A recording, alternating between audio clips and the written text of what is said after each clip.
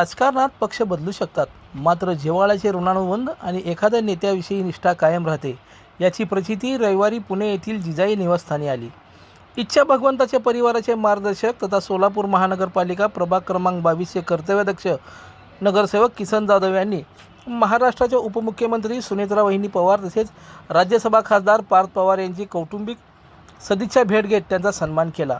यावेळी स्वर्गीय तत्कालीन उपमुख्यमंत्री अजित पवार यांच्या जयंतीनिमित्त त्यांच्या अर्धाकृती मूर्तीची भेट खासदार पार्थदादा पवार यांना देण्यात आली.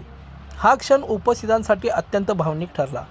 नुकत्याच बारामती विधानसभा मतदारसंघाच्या पोटनिवडणुकीत मोठ्या मताधिक्याने विजयी झाल्यानंतर मुख्यमंत्रीपदाची धुरा सांभाळणाऱ्या सुनेत्रा वहिनी पवार तसेच राज्यसभेवर बिनविरोध निवड झालेल्या खासदार पार्थ पवार यांचा इच्छा भगवंताच्या परिवाराच्या वतीने याप्रसंगी युवा नेते चेतन नागेश गायकवाड, विनायक शिवशेट्टी, माणिक कांबळे, महादेव राठोड, यल्लप्पा शिवपुरे, वैभव प्रचंडे यांच्यासह इच्छा भगवंताच्या परिवाराचे पदाधिकारी व सदस्य उपस्थित होते.